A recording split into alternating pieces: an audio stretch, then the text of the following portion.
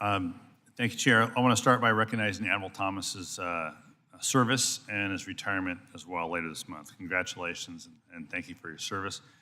I also want to recognize Lieutenant Ia Carter, who's moving from the Office of Alleged Affairs, or whatever y'all call it, the Coast Guard, and will be the CO at Station LA. And so then you'll just have to deal with Carbajal directly instead of all of us. So today's hearing is an opportunity for this committee to receive an update on the Coast Guard's now 17-year-old recapitalization plan.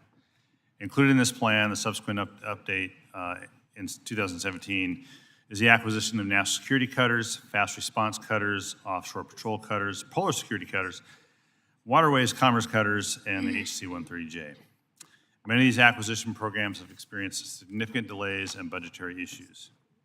For instance, the Coast Guard awarded the contract for the design and construction of 3 polar security cutters in 2019, and now 5 years later, the shipyard that won the contract has been sold, the design is only 60% complete, and the Coast Guard has not determined the delivery date or final costs for these vessels. The Coast Guard awarded the contract for 25 offshore patrol cutters in 2016, and the program is currently behind schedule and over budget.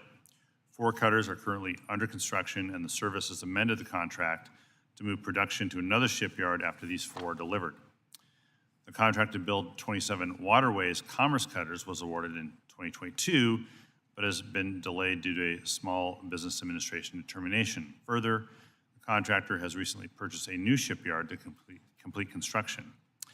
These 3 acquisition programs are the largest currently underway in the Coast Guard, utilizing nearly all the procurement, construction, and improvements account, and they have a few things in common.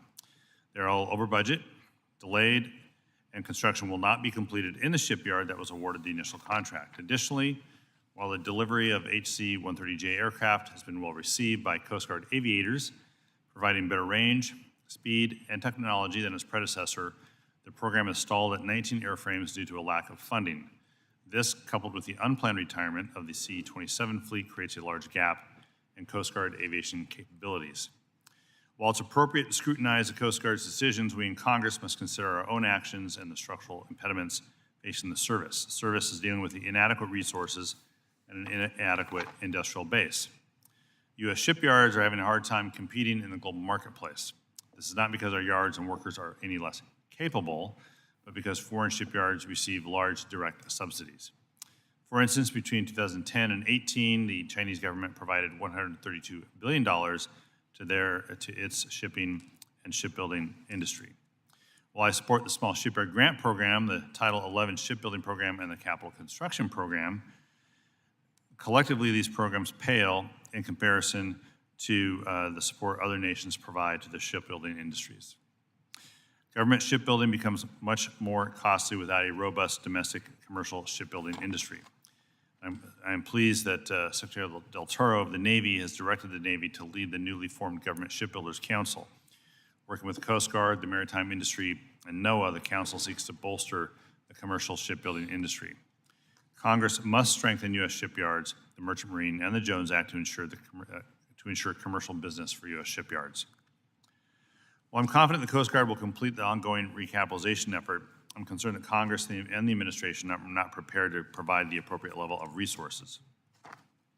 Before this subcommittee 3 weeks ago, the Commandant testified that the Coast Guard PC&I account would need to be funded in excess of $3 billion annually in order to adequately cover each acquisition program.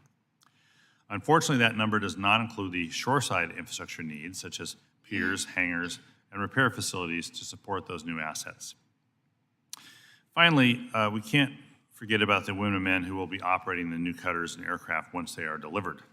The growing shoreside infrastructure backlog has real-world consequences for the women and men of the Coast Guard.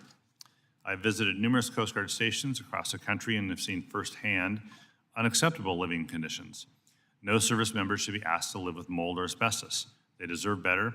Congress needs to do better. As Congress funds the construction of assets, we need to ensure that service members get the shoreside support that they deserve. This includes workstations, housing, healthcare, and childcare. So with that, I want to thank the chair and the ranking member for holding this hearing and look forward to the testimony ahead. Thank you. Yield back. Thank you. Now I recognize